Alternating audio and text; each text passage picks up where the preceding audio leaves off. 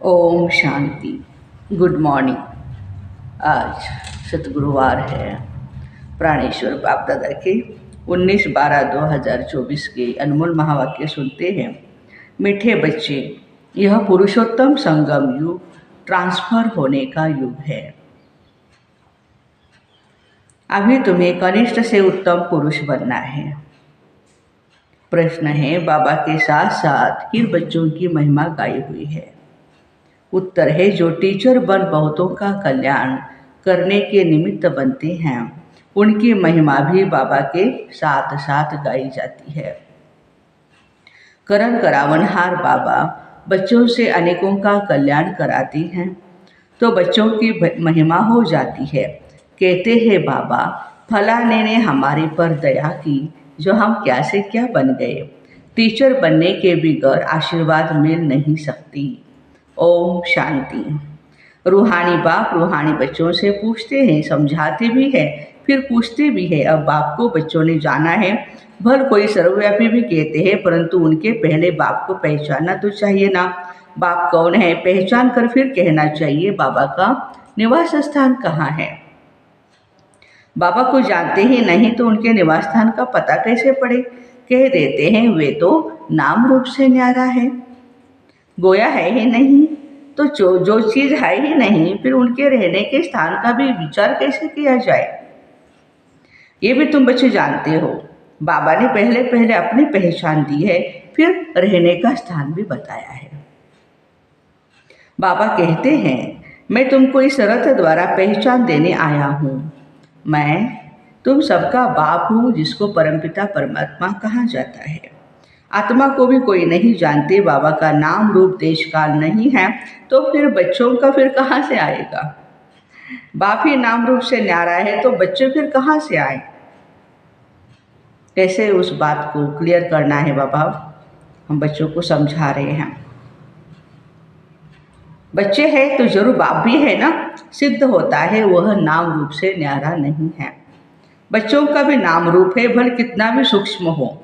आकाश सूक्ष्म है तो भी नाम तो है ना, आकाश। जैसे पोलार सूक्ष्म है, वैसे बाप भी बहुत सूक्ष्म है। बच्चे वर्णन करते हैं, वंडरफुल सितारा है जो इनमें प्रवेश करते हैं ब्रह्मा बाबा के तन में, जिसको आत्मा कहते हैं। बाबा तो रहते ही है परम धाम में, वो है उनका रहने का स्थान। ऊपर नजर जाती है ना, ऊपर अंगुली से इशारा कर याद करते हैं, तो जरूर जिसको याद करते हैं कोई वस्तु तो होगी ना।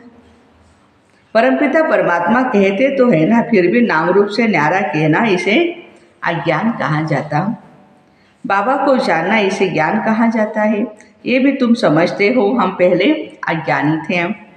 बाबा को भी नहीं जानते थे, अपने को भी नहीं जानते थे।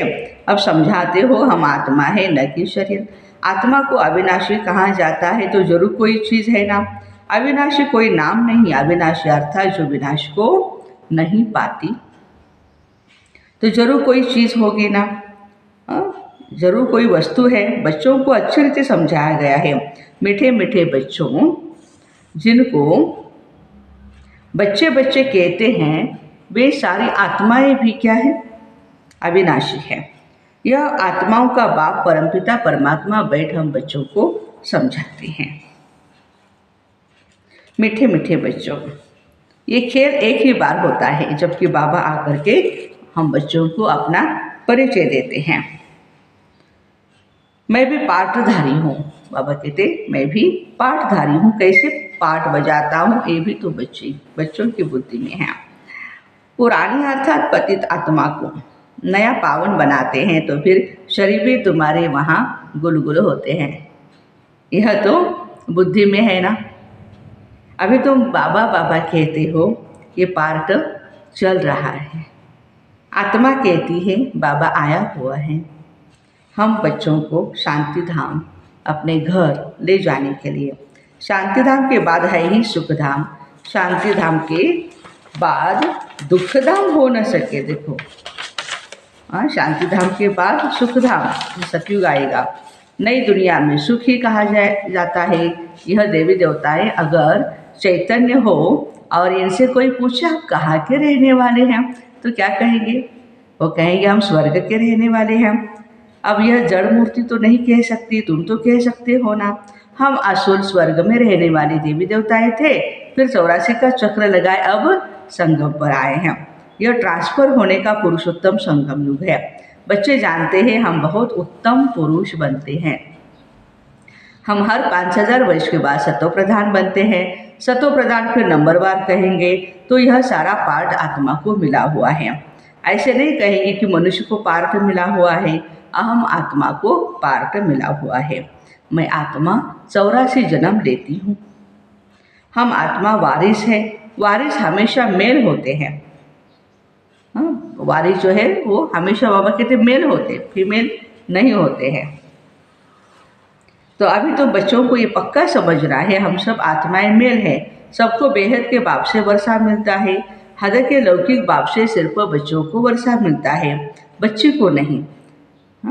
ऐसे भी नहीं, आत्मा सदैव फीमेल ही बनती है। बाबा समझाते तुम आत्मा कभी मेल का कभी फीमेल का शरीर लेती हो। इस समय तुम सब मेल्स हो। आत्मा आत्मा, भाई भाई कहा जाता, बहन बहन या भाई बहन नहीं कहा जाता, भाई भाई मेल्स है ना। पुरुष है, पुरुषोत्तम, उत्तम पुरुष बनने वाले। सब आत्माओं को एक बाप से वर्षा मिलता है।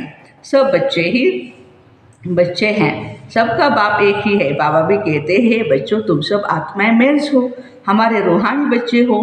फिर पार्ट बजाने के लिए मेल फीमेल दोनों चाहिए, तब तो मनुष्य सृष्टि की वृद्धि हो। इन बातों को तुम्हारे सिवाय और कोई भी नहीं जानते हैं।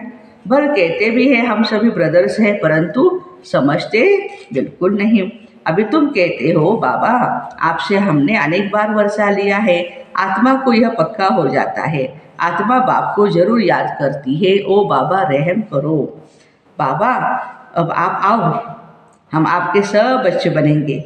देह से देह के सब संबंध छोड़ हम आत्मा आपको ही याद करेंगे।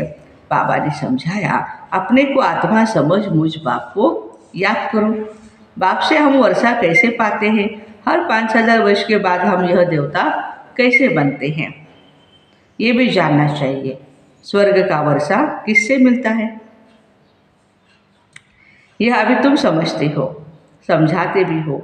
बाबा तो स्वर्गवासी नहीं है, परमात्मा परम धाम निवासी है, ना स्वर्गवासी ना नरकवासी है।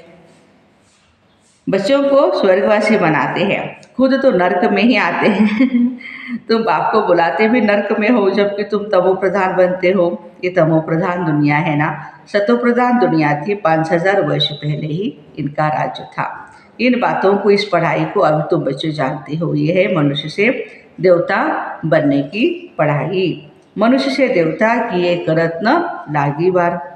बच्चा बना और वारिस बना।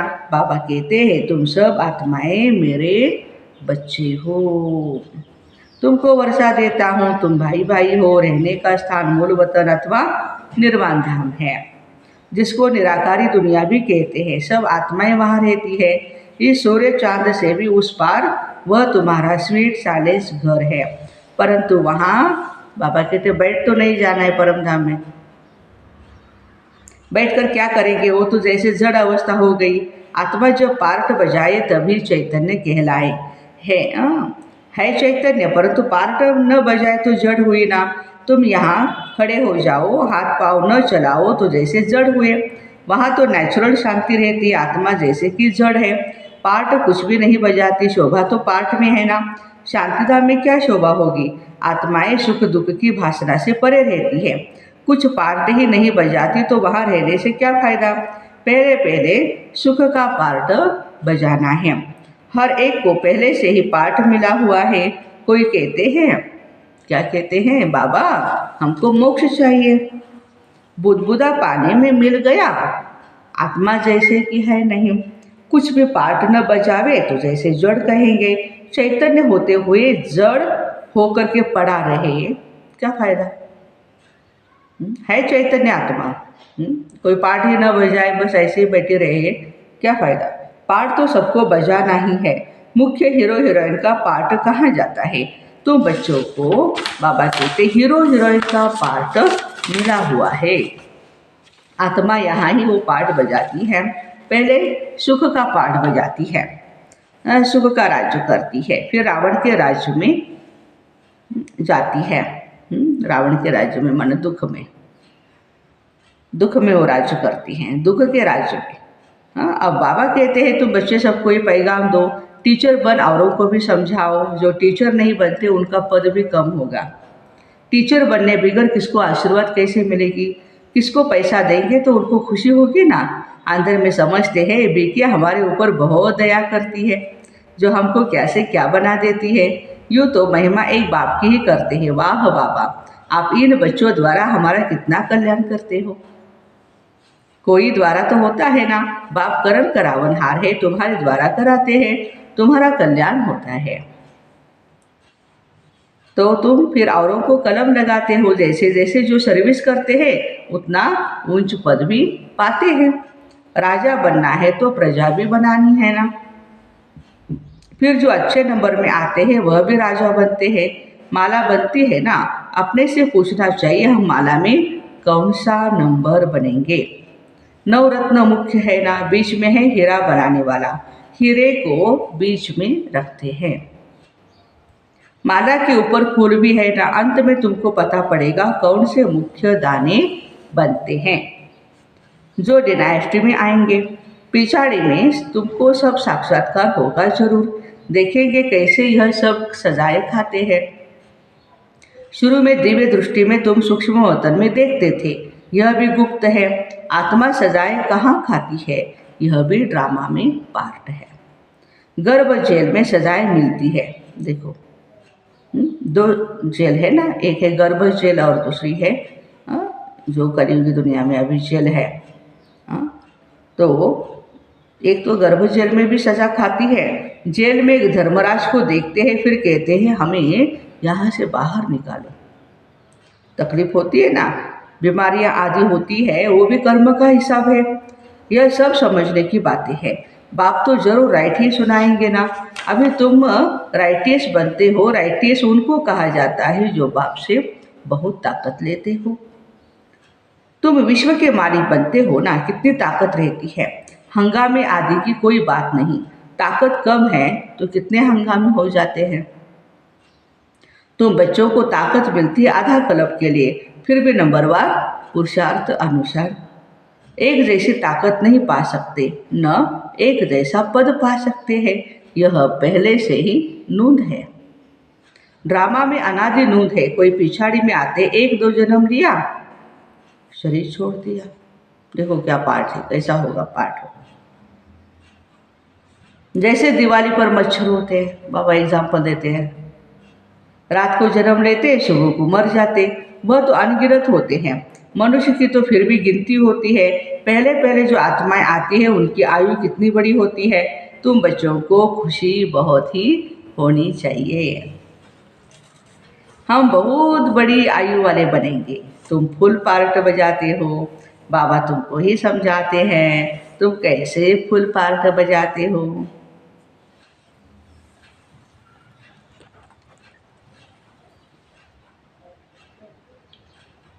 बाबा कहते तुम फुल पार्ट माना सतयुग से लेकर अंत तक। तो बाप तुमको समझाते हैं तुम कैसे फुल पार्ट बजाते हो। पढ़ाई अनुसार ऊपर से आते हो पार्ट बजाने। तुम्हारी यह पढ़ाई है नई दुनिया के लिए। बाबा कहते अनेक बार तुमको पढ़ाया है, पढ़ाता हूँ। ये पढ़ाई अविनाशी हो जाती है। आधा कल्प तुम प्रारब्ध पाते हो। उस विनाशी पढ़ाई से सुख भी अल्पकाल के लिए मिलता है। अभी कोई बैरिस्टर बनता है तो फिर कल्प के बाद भी बैरिस्टर ही बनेगा। ये भी तुम जानते हो, जो भी सबका पाठ है वही पाठ कल्प कल्प बचता रहेगा। देवता हो या क्षुद्र, हर एक का पाठ वही बचता है जो कल्प कल्प बचता है। उनमें कोई फर्क नहीं हो सकता। हर एक अपना पाठ बजाते रहते। ये सारा बना बनाया खेल है। पूछते हैं पुरुषार्थ बड़ा या प्रारब्ध बड़ी, क्या कहेंगे। अब पुरुषार्थ बिगड़ तो प्रारब्ध नहीं मिलते। पुरुषार्थ से प्रारब्ध मिलते हैं ड्रामा अनुसार। तो सारा बोझ ड्रामा पर आ जाता है। पुरुषार्थ कोई करते हैं कोई नहीं, आते भी है फिर भी पुरुषार्थ नहीं करते तो प्रारब्ध नहीं बनती। सारी दुनिया में जो भी एक्ट चलती है सारा बना बनाया ड्रामा है। आत्मा में पहले से ही पाठ नूंदा हुआ है। आदि से अंत तक। जैसे तुम्हारी आत्मा में 84 का पाठ है, हीरा भी बनती है तो कौड़ी जैसा भी बनती है। यह सब बातें बाप बैठ समझाते या तुम अभी सुनते हो। स्कूल में अगर कोई नापास हो पढ़ता है तो कहेंगे यह बुद्धिहीन है, धारणा नहीं होती है। इसको कहा जाता है वैरायटी झाड़, वैरायटी फीचर्स। यह वैरायटी झाड़ का नॉलेज बाप ही समझाते, कल्प वृक्ष पर भी समझाते हैं।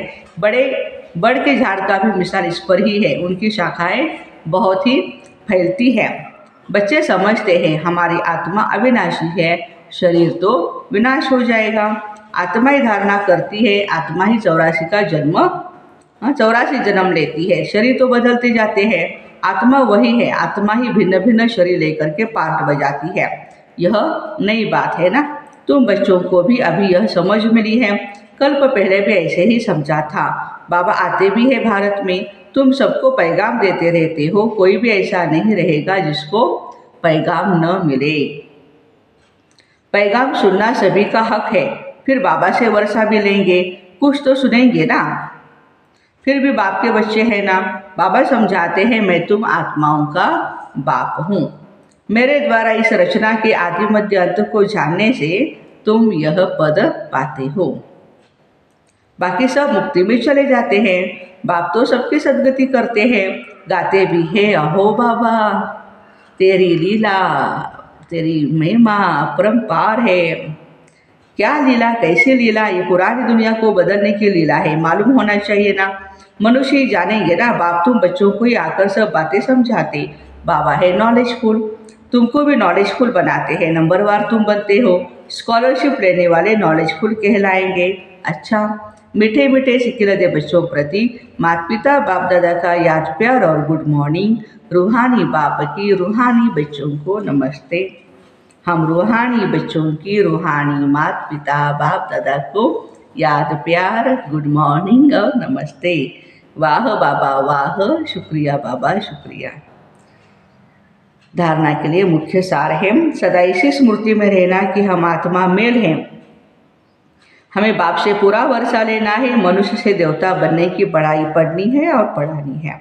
सारी दुनिया में जो भी एक्ट चलती है ये सब बना बनाया ड्रामा है। इसमें पुरुषार्थ और प्रारब्ध दोनों की नूंद है। पुरुषार्थ के बिना प्रारब्ध नहीं मिल सकती है, इस बात को अच्छी तरह समझना है। वरदान, कोई भी सेवा सच्चे मन से व लगन से करने वाले ही सच्चे रूहानी सेवाधारी है। कोई भी सेवा सच्चे मन से करने वाले, सेवा कोई भी हो लेकिन वह सच्चे मन से लगन से की जाए ना तो उसकी 100% मार्क्स मिलती है। सेवा में चिड़चिड़ेपन न हो, सेवा काम उतारने के लिए न की जाए। आपकी सेवा है ही बिगड़ी को बनाना, सबको सुख देना, आत्माओं को योग्य और योगी बनाना, अपकारियों पर भी उपकार करना, समय पर हर एक को साथ व सहयोग देना। ऐसी सेवा करने वाले ही सच्चे सच्चे रूहानी सेवाधारी हैं। स्लोगन है, पवित्रता ही ब्राह्मण जीवन की नवीनता है। यही ज्ञान का फाउंडेशन है। पवित्रता ही क्या है? हमारी ब्राह्मण जीवन का है फाउंडेशन है। तो आज का हम अव्यक्त इशारा भी सुनते हैं। इस फाइनल पढ़ाई में हर एक बच्चे को 3 सर्टिफिकेट मिले हुए हैं। कौन से 3 सर्टिफिकेट देखो? एक स्वयं से संतुष्ट, दूसरा बाप दादा संतुष्ट, तीसरा परिवार के संबंध संपर्क में आने वालों द्वारा संतुष्ट, वो सर्टिफिकेट। परिवार में जितने ब्राह्मण संतुष्ट हैं उतने ही भक्त भी आपकी पूजा संतुष्टता से करेंगे। काम चलाऊ नहीं करेंगे, दिल से करेंगे। आज भी वैसे बाप दादा का आज सतगुरुवार है, हम सभी बाबा को भोग ऑफर करेंगे। तो ऐसे कोई भी सेवा सच्चे मन से व लगन से करने वाले सच्चे रूहानी सेवाधारी भाई बहनों को ओम शांति। Have a nice day.